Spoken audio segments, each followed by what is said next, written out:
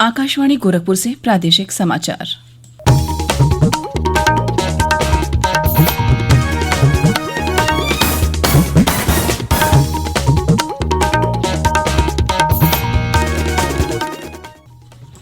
नमस्कार, समाचार बुलेटिन के साथ मैं शिवानी अरोरा। पहले मुख्य समाचार। संसद ने कल राष्ट्रीय होम्योपैथी आयोग विधेयक 2020 और राष्ट्रीय भारतीय चिकित्सा पद्धति आयोग विधेयक 2020 किए पारित। मुख्यमंत्री योगी आदित्यनाथ ने कहा, प्रदेश सरकार निवेशकों और आमजन को सरल और सहज सुविधा उपलब्ध कराने के लिए है संकल्पित। प्रदेश सरकार ने विशेष सुरक्षा बल एसएसएफ के गठन की अधिसूचना जारी की। बल को बिना वारंट के गिरफ्तारी और सर्च करने का होगा अधिकार। और प्रदेश में कोरोना के सक्रिय मरीजों की संख्या हुई 67,287। अब तक राज्य में की गई 76,36,000 से ज्यादा कोरोना नमूनों की जांच। अब समाचार विस्तार से।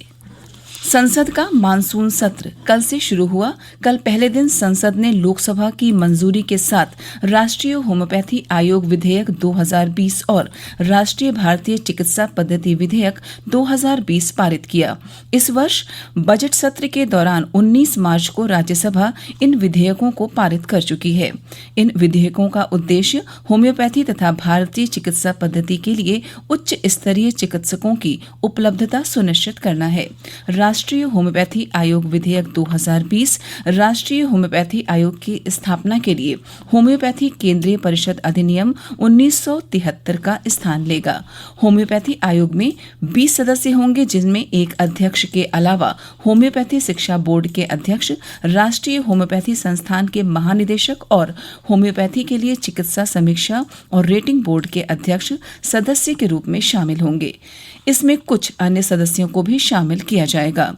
राष्ट्रीय भारतीय चिकित्सा पद्धति आयोग विधेयक 2020 भारतीय चिकित्सा केंद्रीय परिषद अधिनियम 1970 का स्थान लेगा और इसके स्थान पर राष्ट्रीय भारतीय चिकित्सा पद्धति आयोग का गठन किया जाएगा। आयोग में अन्य सदस्यों के अलावा आयुर्वेद बोर्ड के अध्यक्ष, यूनानी बोर्ड के अध्यक्ष, सिद्धा और सोवारिकपा सहित 29 सदस्य होंगे।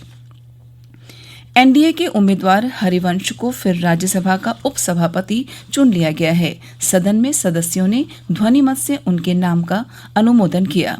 भारतीय जनता पार्टी के जेपी नड्डा ने उनके नाम का प्रस्ताव किया, जिसे सदन ने मंजूर कर लिया। बाद में सभापति एम वेंकैया नायडू ने उनके उपसभापति निर्वाचित होने की घोषणा की। श्री हरिवंश को बधाई देते हुए प्रधानमंत्री नरेंद्र मोदी ने कहा कि पत्रकार और सामाजिक कार्यकर्ता के तौर पर जनता दल यूनाइटेड सांसद सभी रूप में लोकप्रिय हैं। हरिवंश जी के लिए जो सम्मान और अपनापन मेरे मन में है, इन्हें करीब से जानने वाले लोगों के मन में है, वही अपनापन और सम्मान आज सदन के हर सदस्य के मन में भी है। ये भाव, ये आत्मीयता हरिवंश जी की अपनी कमाई हुई पूंजी है। उनकी जो कार्यशैली है, जिस तरह सदन की कार्यवाही को वो चलाते हैं, उसे देखते हुए ये स्वाभाविक भी है। सदन में निष्पक्ष रूप से आपकी भूमिका लोकतंत्र को मजबूत करती है। भारतीय जनता पार्टी ने 17 सितंबर को प्रधानमंत्री नरेंद्र मोदी के 70वें जन्मदिन के उपलक्ष्य में कल से सेवा सप्ताह शुरू किया। इस दौरान देश भर में पार्टी नेता और कार्यकर्ता विभिन्न गतिविधियों में शामिल होंगे। भाजपा के राष्ट्रीय अध्यक्ष जगत प्रकाश नड्डा ने गौतम बुद्ध नगर के छपरौली गांव से इस अभियान की शुरुआत करते हुए कहा कि प्रधानमंत्री नरेंद्र मोदी का जीवन देश के लोगों की सेवा के लिए समर्पित है। देश के लोकप्रिय प्रधानमंत्री श्री नरेंद्र मोदी जी का जन्मदिन 17 तारीख को पड़ता है। वो 70 वर्ष के हो रहे हैं। इसलिए भारतीय जनता पार्टी ने तय किया कि 14 तारीख से लेकर के 20 तारीख तक सेवा सप्ताह, क्योंकि उनके जीवन में और उनके जीवनी में अगर हम देखें तो सेवा प्रमुख लक्ष्य रहा है। भारत की सेवा, जनता की सेवा, दीनदयाल की सेवा, दलित की सेवा, पिछड़े की सेवा, शोषित की सेवा, जो समाज के अंतिम पायदान पर खड़ा है उसकी सेवा करना, यह उनका जीवन का ध्येय रहा, लक्ष्य रहा। मुख्यमंत्री योगी आदित्यनाथ ने कहा कि प्रदेश सरकार निवेशकों और आम जनता को सरल और सहज सुविधा उपलब्ध कराने के लिए कृत संकल्प है। उन्होंने कहा कि निवेशक और आमजन को व्यवस्थाओं का लाभ एक क्लिक पर प्राप्त होना चाहिए। मुख्यमंत्री कल लखनऊ में ईज ऑफ डूइंग बिजनेस के संबंध में आयोजित समीक्षा बैठक की अध्यक्षता कर रहे थे। उन्होंने कहा कि निवेशकों और जनता के हित में लाइसेंस प्रक्रिया का पूरी तरह से सरलीकरण किया जाना अत्यंत आवश्यक है। गौरतलब है कि वर्ष 2019 की रैंकिंग में प्रदेश 12वें पायदान से छलांग लगाकर दूसरे स्थान पर आ गया है। 2016 में राज्य 14वें स्थान पर था। मुख्यमंत्री ने कहा कि ईज ऑफ डूइंग बिजनेस आगामी चरण के लिए अधिक प्रयास करते हुए सभी विभाग और सरकारी एजेंसियां प्रदेश का प्रदर्शन और बेहतर बनाएं। प्रादेशिक समाचार आप आकाशवाणी गोरखपुर से सुन रहे हैं। प्रदेश सरकार ने राज्य में प्रमुख सरकारी भवनों, औद्योगिक प्रतिष्ठानों और अन्य महत्वपूर्ण स्थलों की सुरक्षा के लिए विशेष सुरक्षा बल SSF के गठन के बारे में अधिसूचना जारी कर दी है। इस बल की सेवाएं भुगतान के आधार पर प्राइवेट कंपनियां भी हासिल कर सकेंगी। अपर मुख्य सचिव गृह अवनीश कुमार अवस्थी ने बताया कि उत्तर प्रदेश विशेष सुरक्षा बल का मुख्यालय लखनऊ में होगा और ADG स्तर का अधिकारी इस बल का मुखिया बनाया जाएगा। शुरुआत में इस बल की 5 बटालियन गठित की जाएंगी। इस विशेष सुरक्षा बल का संचालन अलग कानून के अधीन होगा। इस बल को बिना किसी वारंट के तलाशी लेने और गिरफ्तारी करने का अधिकार रहेगा। पहले चरण में 9,919 कार्मिकों की भर्ती की जाएगी। बाद में 1,913 अतिरिक्त पद इस बल के लिए सृजित किए जाएंगे। शुरुआती 5 बटालियन गठित करने में सरकार का 1,747 करोड़ रुपए खर्च होगा। मुख्यमंत्री योगी आदित्यनाथ ने कॉन्टैक्ट ट्रेसिंग को पूरी सक्रियता से संचालित करने के निर्देश दिए हैं। उन्होंने कहा कि कॉन्टैक्ट ट्रेसिंग को प्रभावी ढंग से संचालित करने के लिए सर्विलांस टीम की संख्या में वृद्धि की जाए। मुख्यमंत्री कल लखनऊ में एक उच्च स्तरीय बैठक के दौरान कोविड-19 अनलॉक व्यवस्था की समीक्षा कर रहे थे। उन्होंने अस्पतालों, मेडिकल कॉलेजों तथा चिकित्सा संस्थानों में ऑक्सीजन की कमी न होने देने के निर्देश दिए।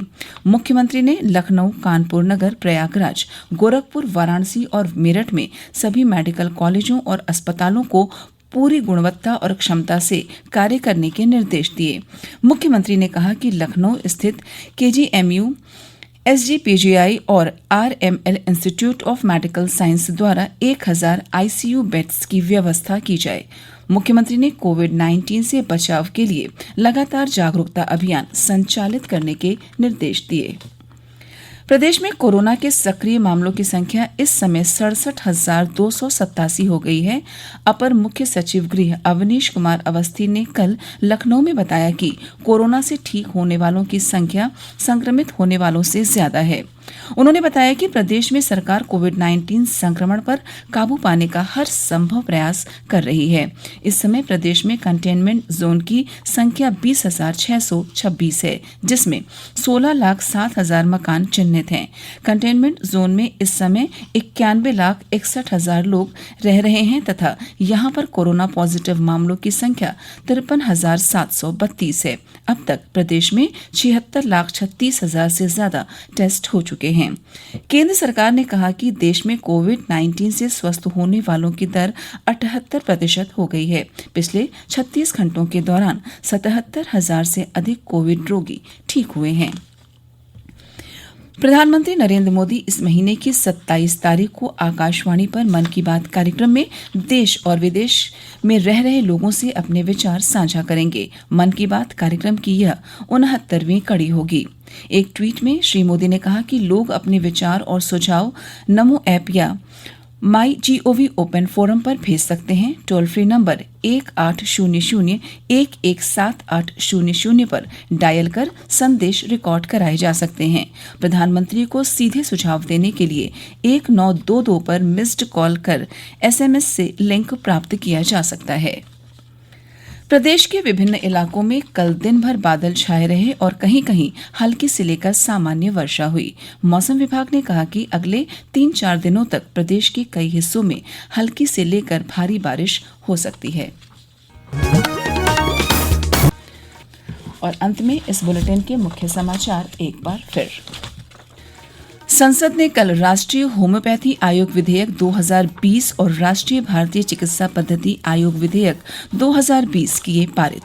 मुख्यमंत्री योगी आदित्यनाथ ने कहा, प्रदेश सरकार निवेशकों और आमजन को सरल और सहज सुविधा उपलब्ध कराने के लिए है संकल्पित। प्रदेश सरकार ने विशेष सुरक्षा बल SSF के गठन की अधिसूचना जारी की। बल को बिना वारंट के गिरफ्तारी और सर्च करने का होगा अधिकार। और प्रदेश में कोरोना के सक्रिय मरीजों की संख्या हुई 67,287। अब तक राज्य में की गई 76,36,000 से ज्यादा कोरोना नमूनों की जांच।